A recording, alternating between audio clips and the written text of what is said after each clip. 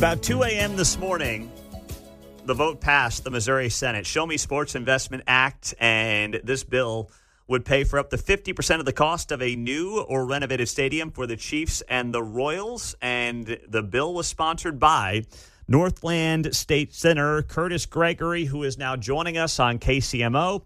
Kurtis, good morning. Great to have you on the show. How did this thing get done in the early morning hours? Oh, there was a lot of people working behind the scenes to try and make it happen. There's no way in the world that I can take all the credit for getting it done. We were able to provide some property tax relief for some people, some income tax relief for people that are dealing with tornadoes and had to pay insurance deductibles. Senator Huff on the spending and appropriations bills and money for tornado victims in St. Louis, and Senator Jason Bean down in the Boot Heel had a piece that would allow some housing assistance money to flow a lot quicker into those tornado damaged areas. So there was a lot of people helping to work to get this done. And I'd also be remiss if I didn't also mention Senator Maggie Nirenberg in the 17th in Clay County that I share with. She helped a lot, and Senator Barbara Washington, and helped getting all this done. So you mentioned there property tax relief. What is that in reference to? Because I know there was a big push to get Jackson County property tax relief as a part of this special session. And of course, that didn't come to fruition. So what is the property tax relief part of this? So that was one of those pieces of a puzzle that, unfortunately we weren't able to get every single county in the state.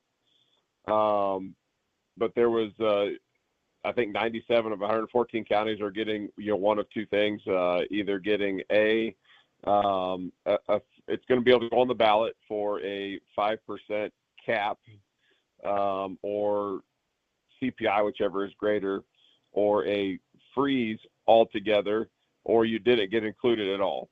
And for the 21st district, I consider myself the junior senator from for Clay County.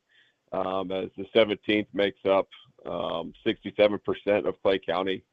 And so pretty much any of the counties where there's Democrat strongholds, they had the choice, or whatever senator had the most of that county had the choice, and kind of what happened there. That's just one of the unfortunate things in the negotiations. So I wasn't able to bring that to Clay County, but I worked. What about like Jackson? Like what counties are going to be part of this property tax proposal in our area? Like, is Jackson involved or no? Jackson is not listening area for you guys. I'm not familiar with, Lafayette County, Ray County, Platte County. I don't recall if Buchanan got thrown in or not. I know Platte did. Cass did. Bates did. I think that covers you guys. But Clay and Jackson did not. They did not. Now, why is that? So for the Democrat senators control larger portions of those counties. And they did not. Okay. Gotcha. So the Democrat senators that did not want to basically give the local jurisdictions or the counties the option to potentially have this cap on property taxes. To go on the ballot. That is to go correct. On the ballot. So it's one of those, just the way it happened.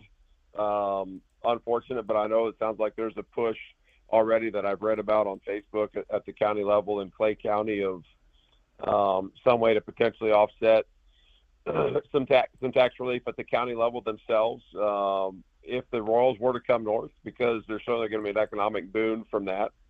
So it sounds like the leaders there in Clay County have already been forward thinking on something to do for that. Gotcha. Okay. Kurtis Gregory is here. He is the one who was the sponsor of this Show Me Sports Investment Act that passed in the early morning hours. He represents parts of the Northland. He's on KCMO Talk Radio. So this bill that got done by one vote, paying for up to 50% of the cost of a new or renovated stadium for the Chiefs and or the Royals. which we expect both of them, of course, to go ahead with. How do you sell this one, and why is this a win for the taxpayer in Missouri?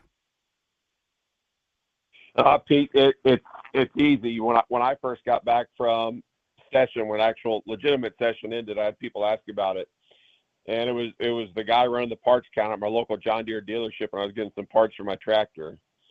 And I said, Mark, you got to understand, the money that you send to the state out of your paycheck is not paying for this stadium.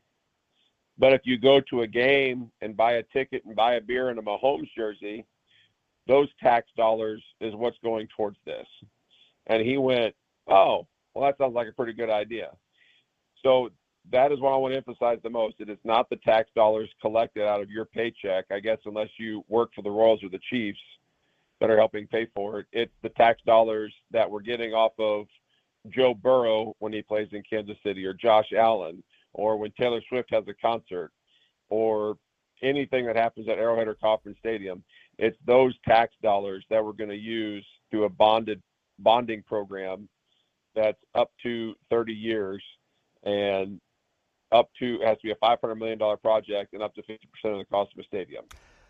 But is it fair to say, when Joe Burrow, to use your example, came to Kansas City, he would pay some taxes, obviously, in his massive salary, and those taxes would theoretically go somewhere else, and now they're going back to the team for renovations. That is a fair way to interpret this as well, right? That is a fair way to interpret that, Pete. And is what I will say. So if that's the case, sorry, go ahead. That is the case. Okay. That is the case. But the argument also with this, Pete, is if the teams were to go to Kansas, the tax dollars weren't going to be here also. Mm-hmm. That's true. The fiscal note associated with this would have been the same had they gone to Kansas or had they stayed in Missouri. So it's fair to say you guys took the Kansas offer pretty seriously. You thought that was a real deal where they could have left for Kansas. It was a very real deal. You look no further than the Royals ownership, someone in their ownership buying land down or buying the mortgage option. I talked with the Chiefs group, and they were had very serious land site discussions and looking at it. The lobbyist I spoke with on behalf of the Chiefs, he said, I kind of thought the Kansas offer stood zero chance for 7 or 8 months. And then Chiefs ownership started looking at sites, and he goes, that's when I went, whoa, this could actually move to Kansas. And so I wanted to do everything. I wanted to have a legitimate offer on the table. And Pete, honestly, right now, we don't know 100% the teams are going to stay. But I feel like they want to be in the state of Missouri. Yeah.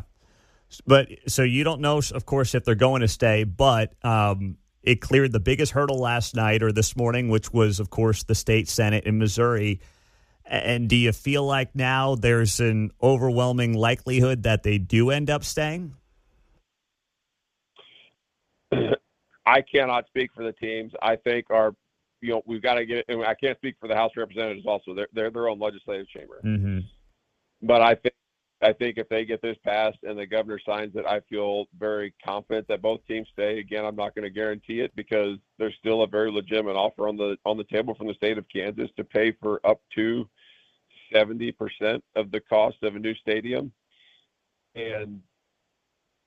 But I feel like if the teams wanted to go to Kansas, they would have already signed the dotted line and moved to Kansas. Yeah, I think that's fair.